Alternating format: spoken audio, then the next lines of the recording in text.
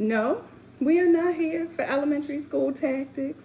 We are really here to learn something. Today in our workshop, we are going to learn how to take emotional intelligence, add it into some practical listening techniques, and to get a enhanced leadership effectiveness.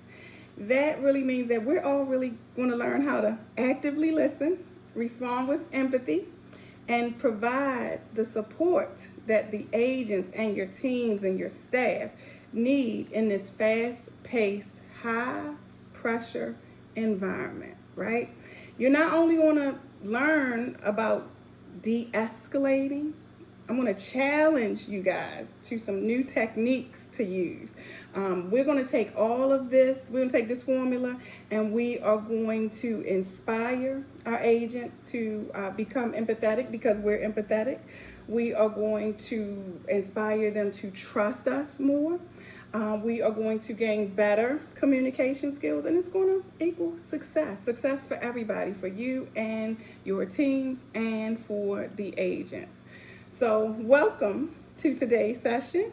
We are going to keep it real. We're going to have some fun. And most importantly, we are going to learn how to lead better by listening.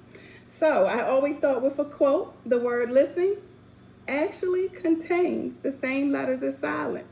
Before I read this quote, I never paid that any attention. That was something new. I was today years old when I found that quote, right?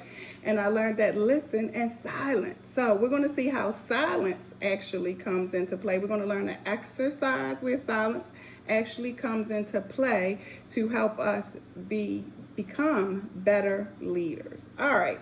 So who am I? My name is Nakia Evans, for everybody that does not know me. And I know what it's like to be on both sides of the desk, all right? Today, I'm an agent. I'm an EXP agent. I am in North Carolina. Morgan is my current BIC. And I'm also licensed in Maryland, where I started my career as a real estate agent in 2002. I am a certified mentor. I'm thinking about deleting that in 2025. Making a face if anybody could see me. I am on the State Agent Advisory Council now, and I was the National Agent Advisory Council chairperson. I think that was in 2022, I believe. I am a former brokerage manager at a different brokerage where I retired and came on over to EXP. I'm the past president of Women's Council of Realtors 2019 and my local association in 2022. That was all in Baltimore, Maryland.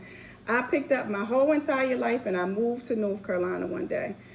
It was just something I felt like I needed to do. I was led to do that.